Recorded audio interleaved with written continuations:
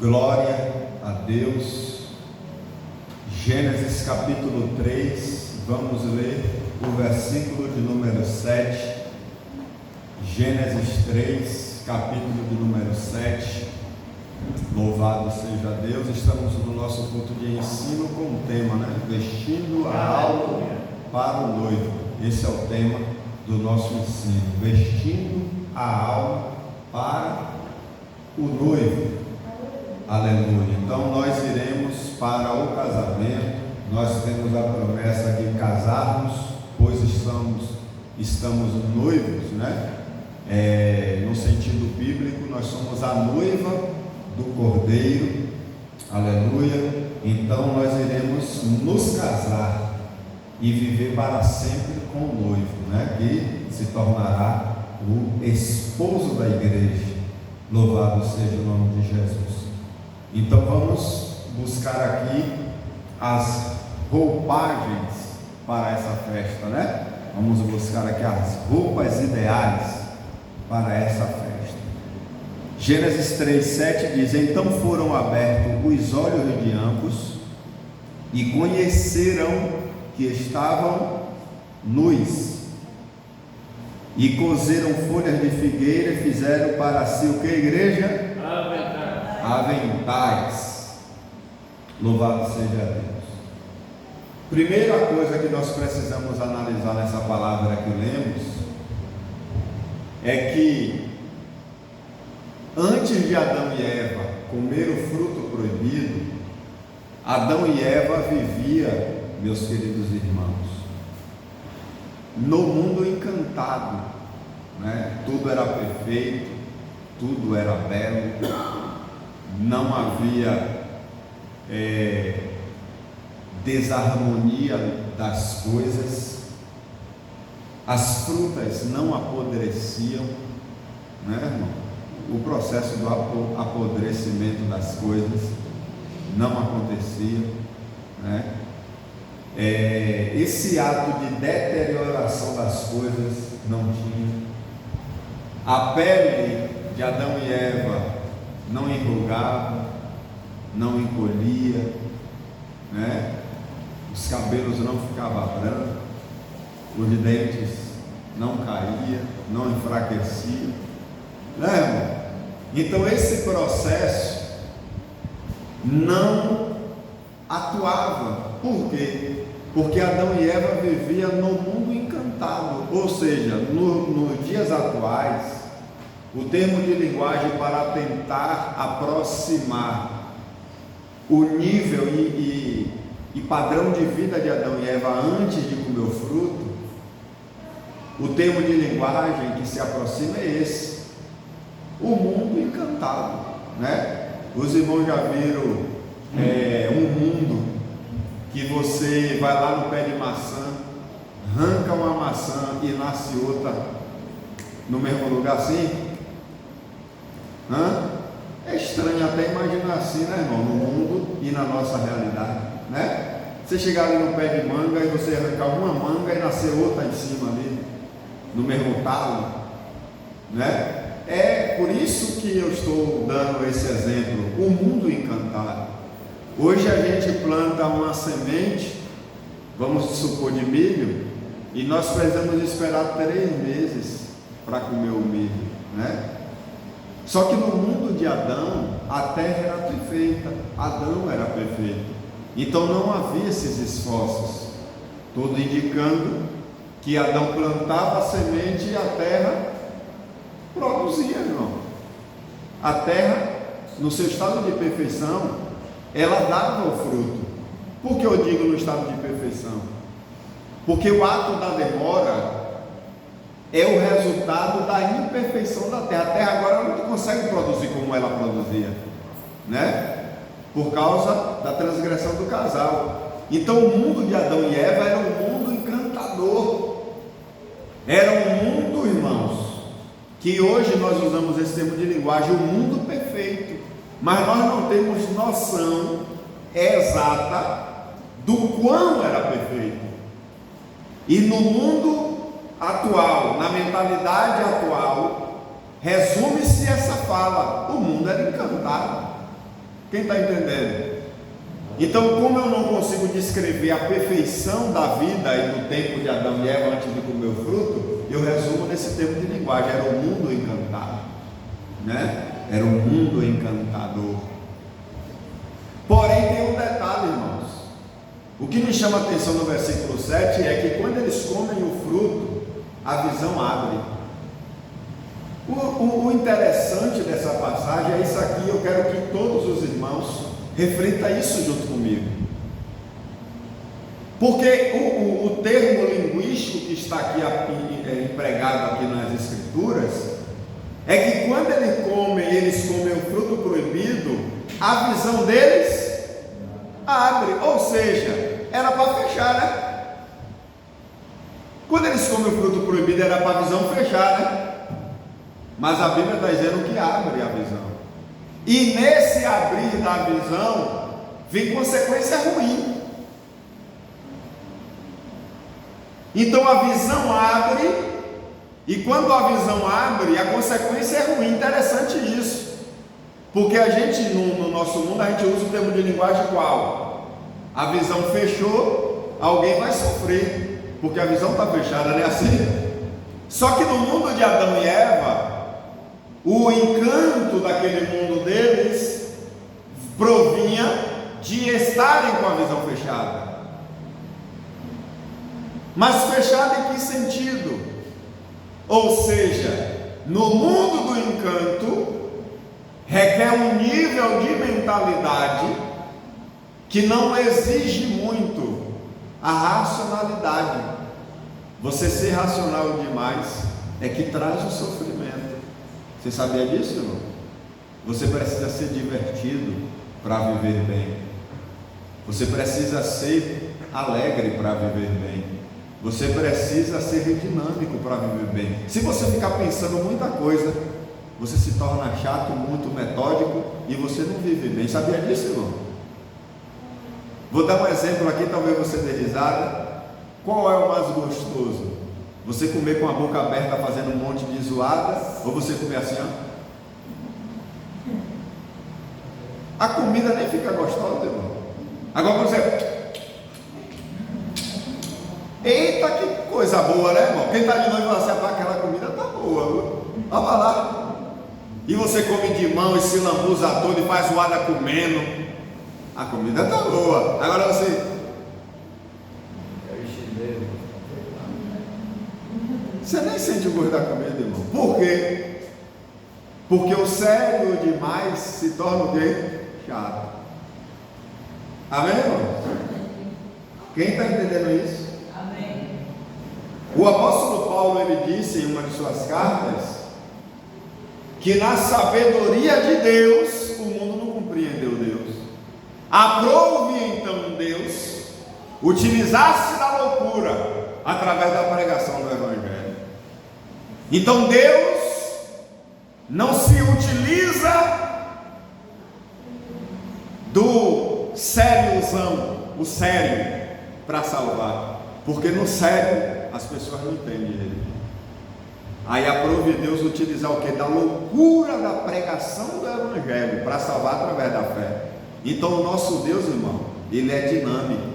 O nosso Deus é divertido. Cai na graça de Deus, não é verdade? Cai na graça de Deus, irmão, embora. Louvado seja o nome de Jesus. Deus não gosta de baderna e desorganização, mas Deus gosta de alegria dinâmica. Aleluia. Amém! Amém, igreja! Ô glória! Você vai no culto de criança e os adultos ficam lá. Aí as crianças brincam, falam errado, tem oportunidade, faz graça. Aí os adultos demais ficam assim, ó. Mas quem cai na gandaia das crianças acha o culto uma maravilha, né? Quem deixa de ser muito racional e cai na gandaia das crianças, é por isso que Jesus falou: quem não se tornar como uma comparação, não é ficar criança, é se tornar como uma comparação. Amém ou não amém? Amém. Quem não se tornar como uma criança vai ter dificuldade de entrar no reino dos céus. Então você precisa ser dinâmico, divertido. Então esse mundo, que eu estou tentando aqui em poucas palavras, irmão, é o que o meu vocabulário está permitindo explicar. Gostaria muito de ter o meu vocabulário mais enriquecedor para deixar mais claro o que eu estou tentando falar, mas é o que o meu vocabulário está permitindo esclarecer aqui para os irmãos, né? Então esse mundo encantador, eu vou usar esse termo de linguagem bem grosseiro, mas compreendo o bom sentido aqui da minha fala. Esse mundo louco de Adão e Eva é o que tornava o mundo perfeito. Só que quando eles vão lá e comem o fruto proibido, eles começam a ser racional, eles começam a ser, a visão abre. Aí a Bíblia vai dizer que eles começam a entender o bem e o mal. Eles começam, acabou, irmão. Aí a Bíblia diz que a visão deles abre. A visão deles o que? Fica aberta. E nessa abertura da visão, eles acabam enxergando um detalhe deles mesmos. Que eles estavam o quê? Eles estavam o quê, igreja? Nu. Que coisa, né? Enquanto eles não tinham parado para analisar esse detalhe, eles não conseguiram se ver nu. Né, irmão? Quando a igreja entrar na graça, né? O pastor Adriano cita direto aqui, o ônibus está aí na porta, ó. Quantos estão no propósito do ônibus? Aí a gente olha para a porta e, o ônibus. Cai na graça, irmão, e o ônibus está ali. Agora tem gente sério de que isso é mentira, para todo curso ficar mentindo, dizendo que o ônibus está ali, não entendeu nada. Os irmãos estão vendo? A visão quando abre, vem o sofrimento, irmão, vem o problema. Então Adão, e por isso que o mundo da fé é assim. Jesus salva através da fé. A fé é o que? A convicção do que não existe, irmão. Olha que loucura, irmão. Você está com a convicção do que não existe. É certo um negócio desse? Você tem a convicção do que não existe. O ônibus está ali. Aí você olha, cadê o ônibus? No racional, cadê o ônibus? Mas no mundo da fé, o ônibus está ali. Aleluia. Então aprove a Deus salvar os homens através da loucura da pregação do Evangelho. Então Adão e Eva, a igreja, o que eu não consigo aqui deixar claro, que o Espírito de Deus esclareça na consciência e no subconsciente dos irmãos, tanto aqui da nave como os que estão me assistindo aí em nome de Jesus, que, irmãos, quando eles comem o fruto proibido, eles se enxergam nu. Que coisa, né? Eles se olham e falam, vixe, já está nu. Mas na verdade, irmão, eles estavam em uma dimensão da qual estava tão encantador aquele mundo que eles não se prenderam a esse detalhe. Eles apenas viviam, se divertiam, eram felizes. Porém, quando a visão abre, eles veem, vixe, agora está dando errado o negócio. Por quê? Eu estou lhe vendo nu a Eva. E Eva, vixe, eu estou lhe vendo nu agora. Outrora eu não conseguia ver, agora eu estou lhe vendo. Mas veja bem, irmãos, veja bem. Deus agora aparece no cenário e chama Adão. Aonde você está? A Bíblia nos descreve, irmão, no livro do Gênesis capítulo 3, que Deus desceu em um horário que era costumeiro Deus ir lá. Deus tinha o costume de ir lá na viração da tarde, bater um papo com Adão. A história conta-nos, a descoberta arqueológica conta-nos, que por que Deus tinha o costume de ir na viração da tarde? Por que esse termo de linguagem, viração da tarde? A arqueologia conta-nos, irmão, que quando Deus fez a terra, isso está também confirmado no livro do Gênesis, Deus separou o dia, que é o governo do sol, né? E a noite, que é o governo da lua. A noite é conhecida na Bíblia de quê? Treva.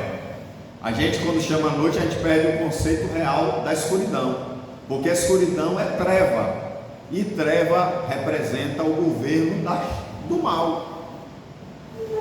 Então, o governo do mal é representado pela escuridão, e o governo do bem é representado pela luz do dia. Aí Deus vai agora no Éden, lá no jardim, conversar com o casal na viração do dia. Ou seja, quando a noite chegava, quando a noite, o achado arqueológico chama de crepúsculo. O que é o crepúsculo? É o encontro entre a noite e o dia, ou seja, o dia está se retirando e a noite está chegando. É o crepúsculo, não é? O dia está se retirando e a noite está chegando. Aí tem esse encontro, geralmente às 18 horas que acontece isso. O céu fica avermelhado e o dia e a noite se encontram. Deus chegava ali naquele horário. Por quê? A arqueologia conta-nos para que a luz de Deus servisse de iluminação em meio às trevas ao casal. Ou seja, quando a treva manifestava, Deus entrava em cena e iluminava o casal até o amanhecer, até a chegada da luz do dia. Você não vai dar um glória, não? Ou não está entendendo? Não entendeu? Né? Não entendeu, não dá glória, né? Então, enquanto havia a luz do dia, Deus não aparecia, porque o casal estava iluminado pela luz do dia. Quando a treva aparecia, Deus ia agora iluminar o casal, ou seja, o casal nunca vivia dominado pelas trevas.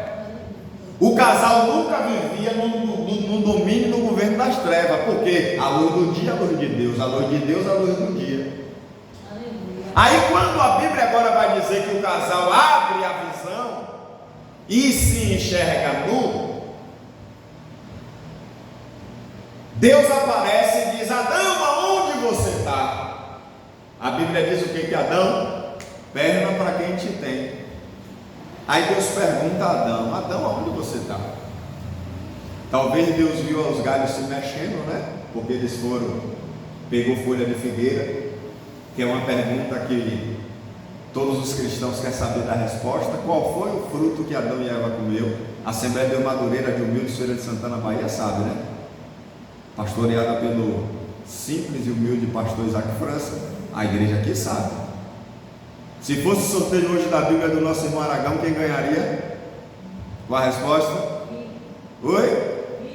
Qual é o fruto que Adão e Eva comeu? Figo. Por quê? Olha o que o texto diz. Eles comem o fruto da árvore, vê que está nu, o que é que eles fazem? Pega a folha. De qual árvore?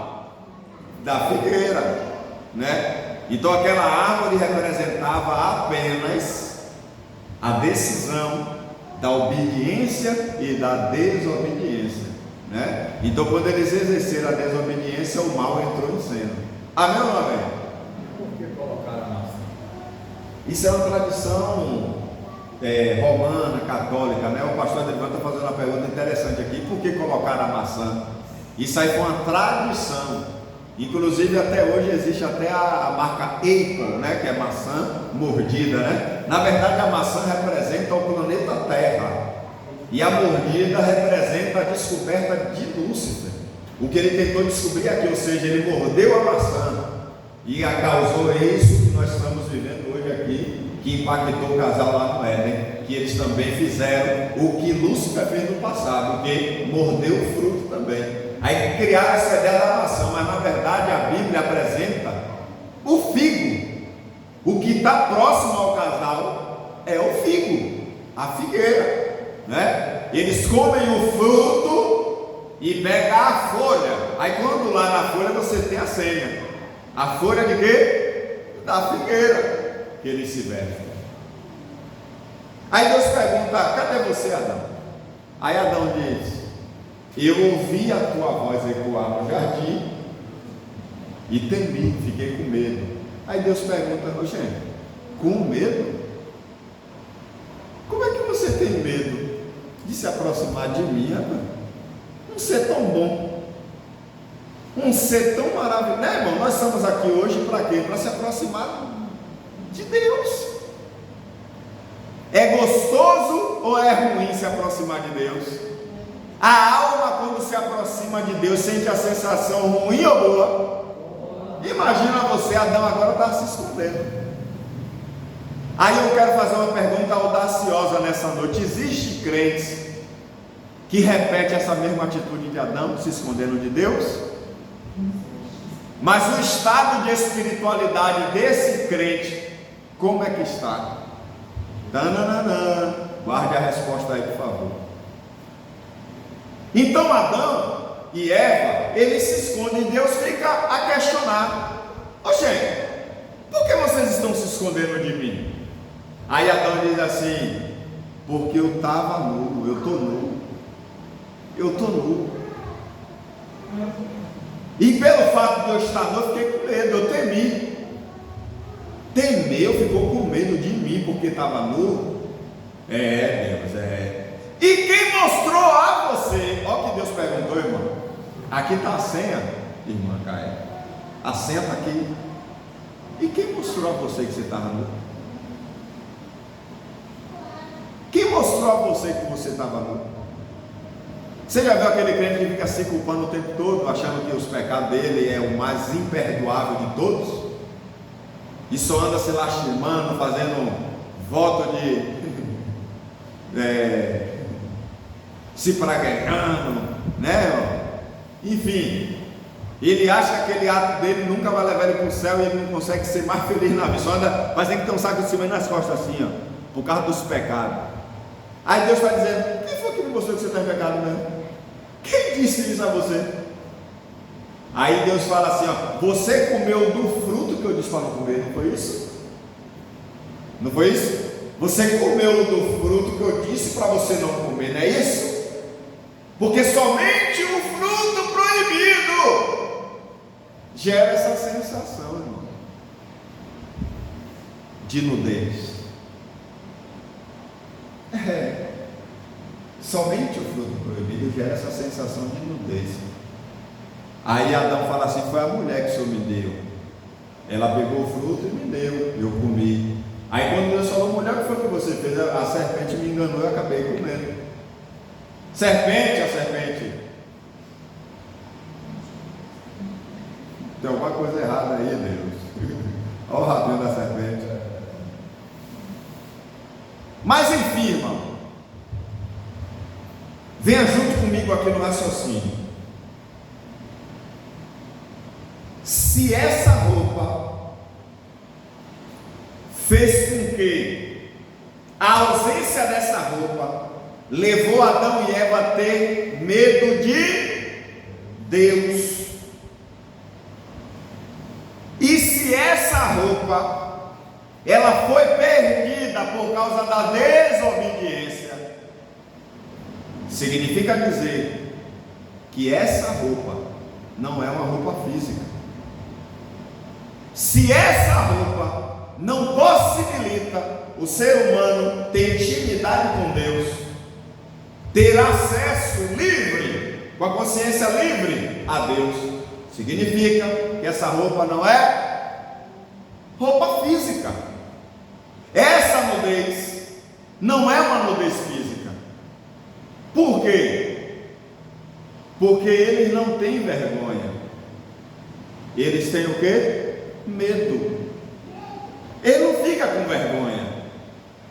Eles ficam com o quê? Com medo. Então a Bíblia, na verdade, os irmãos já ouviram falar em cosmogonia? Cosmogonia. O que é uma cosmogonia? Eu vou tentar explicar aqui na minha fala. Não vou buscar muita linguagem difícil não. Na minha fala aqui, para ver se eu consigo explicar. Cosmogonia é tipo você conta um mito, um conto de fada para tentar explicar uma realidade. Pronto, a parábola do semeador, as parábolas que Jesus contou, foram sempre exemplos para trazer um fundo de realidade. O que foi que Jesus fez? Jesus contou uma cosmogonia. Ele trouxe assuntos históricos, ou vou dizer assim, lendas, para tentar explicar uma realidade. Jesus falou assim: esse que o semeador saiu a semear, e uma parte caiu nos pedregais, outra no meio do caminho, outra caiu em boa terra. Aí ele explica. Aí o discípulo pergunta: Senhor, por que o Senhor contou essa palavra? O que significa isso? Aí Jesus falou: o semeador é aquele que prega a palavra, a semente é a palavra. O pedregal, a terra boa, os espinhos é o coração das pessoas. Olha o que Jesus queria dizer. Então ali é um termo cosmogônico. Não é língua sã que eu estou falando aqui não. Ou seja, Jesus está utilizando-se de um mito para ensinar uma realidade. Ou seja, o que a Bíblia está querendo trazer para nós é isso, é um termo cosmogônico. Deus, através de Moisés, está contando uma cosmogonia para nos trazer uma realidade.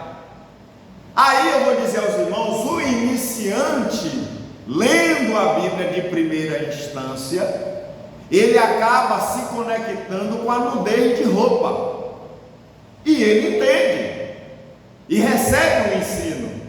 Mas quando você vai evoluindo mentalmente, espiritualmente e emocionalmente, você vai crescendo na presença de Deus, você começa a entender que essa roupa é apenas termo de linguagem, que a roupa na verdade não é física, e sim espiritual.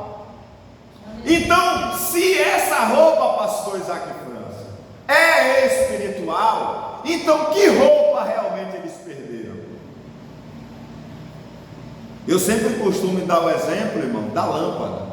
Quando você bate lá na tecla, a roupa está vestida aí, ó. Ou a lâmpada está vestida. Ela está vestida de quê? De luminosidade. Quando você desliga a tecla, ela fica nua, ela fica sem luz, sem luminosidade. Adão e Eva tinham essa dimensão de nível de vestimento, ou seja, quando eles comem o fruto proibido, o que é que acontece? Apagou o que, pastor? Vou tentar deixar mais claro. Quando Deus fez o casal, Deus levou eles a uma dimensão de governo e disse assim: ó, vou abençoar vocês, vocês vão encher a terra. E outra, vocês vão governar as bestas feras, os animais do campo, os aquáticos, as aves, enfim, a natureza está no domínio de vocês. E outra, vocês terão também autoridade para colocar os nomes de cada um deles. O que Deus fez com esse casal? Deus ali estava vestindo o casal. Quem está entendendo isso? Quando Deus delegou autoridade, poder, domínio e governo ao casal, o que foi que Deus estava fazendo? Vestindo o casal.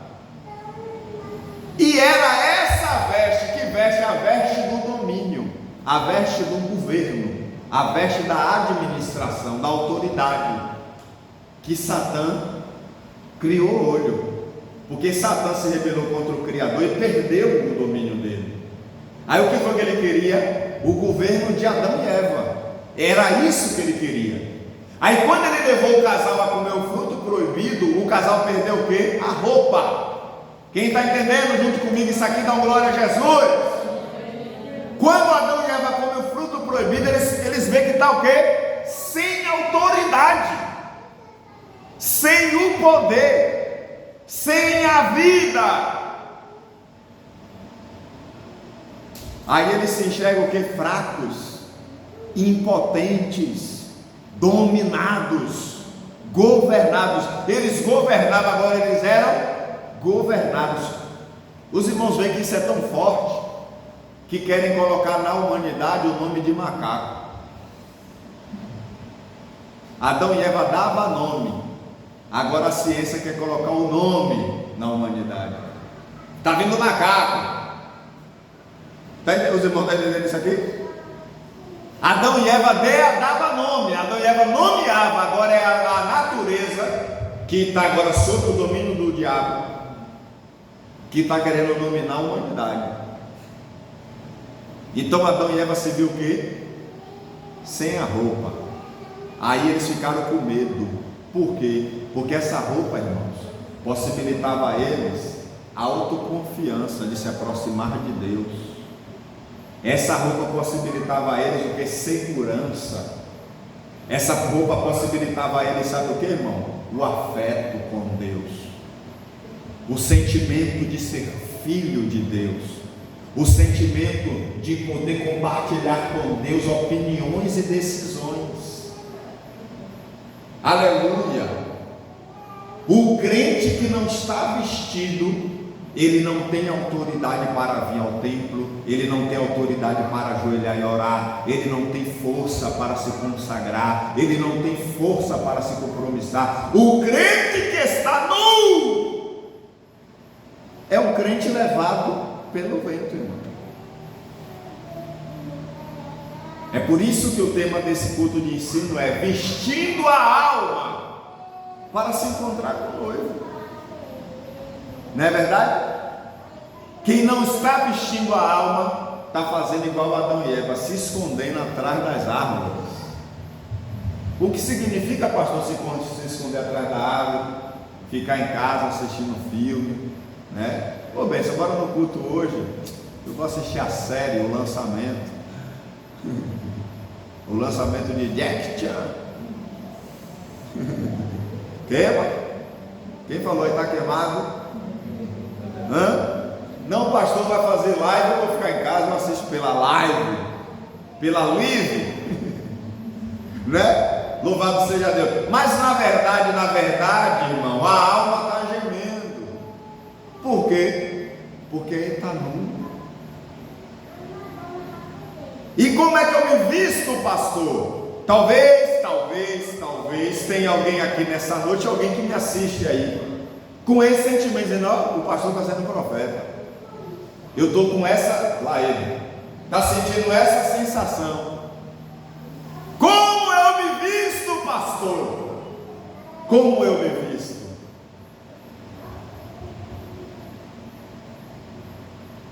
O ato de se vestir agora, irmão, é a grande missão do ser humano. O ato de se vestir agora de honestidade, verdade, amor, bondade, mansidão. Você pode ver, irmão, o crente, quando ele é muito avexado, esse crente está nu. Esse crente está nu espiritualmente. Pisou no cara, ele já fechou a mão para querer dar burra nos outros. Essa alma está nua. Tem nada de roupa espiritual aí, né, irmão? Esses crentes cheios de... Eu tinha um pastor que ele falava assim: esses crentes cheios de nó pelas costas. Esse crente não está mexendo não, irmão. Está com a alma nua. E a grande dinâmica do crente hoje, irmão, é buscar se vestir. Louvado seja o nome do Senhor Jesus. E isso, irmão, é tão forte que eu estou falando aqui, que Adão e Eva, eles tinham uma capacidade, irmão, inexplicável antes de comer o fruto proibido. Por quê? Por causa dos nomes dos animais, né? Os irmãos podem ver o nome leão. Ele é tão impregnado na própria natureza, no cerne do animal, que esse nome leão não tem como você trocar. Você não vê possibilidade de trocar esse nome, pegar um nome assim, dá outro nome. Vou chamar você hoje de um. Inventa um nome aí e tente dar o leão. Não consegue mudar o nome leão, porque Adão e Eva, imbuído da autoridade e da capacidade que eles tinham, é tipo que eles carimbaram na natureza daquele animal, daquela espécie de animal, leão. Ninguém consegue apagar esse nome mais. Não é verdade, não? Então todas as espécies que existem no planeta E olhem que quantas espécies existem, né? Adão e Eva tiveram capacidade suficiente, não só apenas de governá-los, mas de dar nomes a cada uma espécie. E até o dia de hoje, o nome que eles deram é o nome que eles têm até o dia de hoje, grudado na sua própria natureza. Girafa. Você olha para a girafa, não tem como você trocar o nome girafa. Urso. Ou seja, Adão e Eva, na sua capacidade perfeita, eles não olharam para o animal como nós olhamos hoje. Eles olharam tipo numa visão de raio-x. Eles olharam numa visão mais aprofundada e viram a natureza, como é que diz assim, a forma que eles foram criados. E nessa dimensão, Adão e Eva conseguiram carimbar a sua natureza com um nome. Os irmãos estão entendendo isso? Então, meus queridos irmãos, Adão e Eva, nessa dimensão de perfeição, eles conseguiram ter a alma vestida. Eles conseguiram permanecer íntegros, amáveis, aleluia, bondosos. Todos essas virtudes benéficas que eleva o ser humano, é nada mais, nada menos do que as vestes que Adão e Eva estavam vestidos. E essas virtudes davam a Adão e Eva uma capacidade inexplicável mentalmente. É daí que vem a ideia que Adão e Eva tinham 100% da sua capacidade mental. Por quê? Porque eles eram perfeitos nas suas virtudes. Adão e Eva tinham capacidades inexplicáveis espirituais. Adão e Eva tinham capacidades inexplicáveis emocionais. Adão e Eva conseguiam controlar as emoções. Só que quando Adão e Eva comem o fruto proibido, eles perdem essa capacidade. E perder essa capacidade, igreja, significa dizer que está nu. Quando o crente perde o controle de suas próprias decisões, dos seus próprios desejos, significa dizer que o crente está nu. A pessoa está aqui na igreja alegre, dando glória a Deus, firme e forte, igual a muralha de Jericó. Como é que os irmãos sabem como é que é estar firme como a muralha de Jericó? Os irmãos sabem? Como é estar firme igual a muralha de Jericó? A muralha de Jericó era e é até o dia de hoje na história bíblica a maior muralha, né? Mas quando o povo de Israel, na autoridade de Deus, clamou e tocou a buzina, ela caiu no chão, né? Ela era temerosa, intransponível, mas frágil diante do Todo-Poderoso. Então tem muitos crentes assim, cheios de aparência, mas frágil, igual a muralha de Jericó. Não é assim, irmão?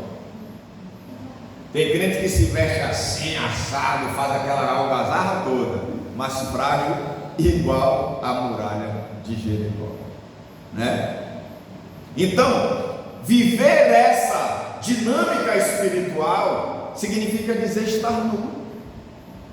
Quando você olha para dentro de si e não consegue controlar os seus anseios, suas fraquezas, significa dizer que você está nu.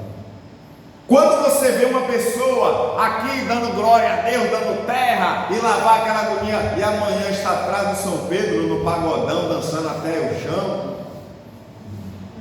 está nu, irmão. Está nu, está com a alma nua. Perdeu as virtudes. E isso, irmão, tem enganado muitas pessoas dentro do templo. E isso tem iludido muitas pessoas dentro do conceito cristão. É por isso que nós estamos vivendo, irmão, com muitas pessoas em nosso meio gerando escândalo. Por quê?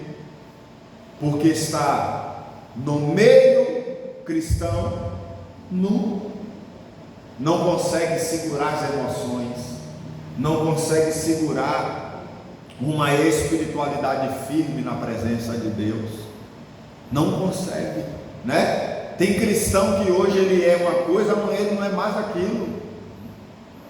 Crente precisa estar vestido.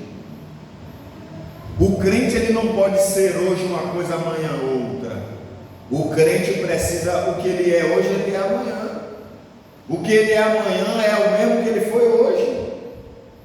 E vai vivendo de glória em glória até o encontro com o Senhor Jesus. Aleluia! Eu não estou aqui não querendo apregoar uma igreja fanática, uma igreja que se engana a si mesmo. Não estou dizendo isso. Eu não estou querendo ensinar os irmãos aqui a serem os super-heróis e as super-heroínas. Não é isso.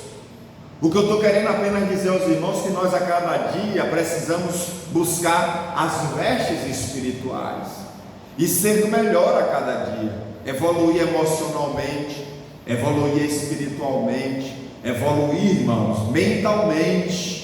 Aleluia! Muitos conceitos que nos prendem em nossas próprias paixões carnais, inveja, porfia, emulações, disse-me-disse, algazarra, glotonaria, bebedice, tudo isso é um sinal de que a alma está nua, de que a alma não está vestida. Vestida de quê, pastor? Das boas virtudes dos céus. Quando Adão e Eva comiam o fruto proibido, irmão, essas virtudes foi assim, ó. Aí eles se viram o quê? Presos nas invejas, na ira. Eles conseguiram se ver nos problemas.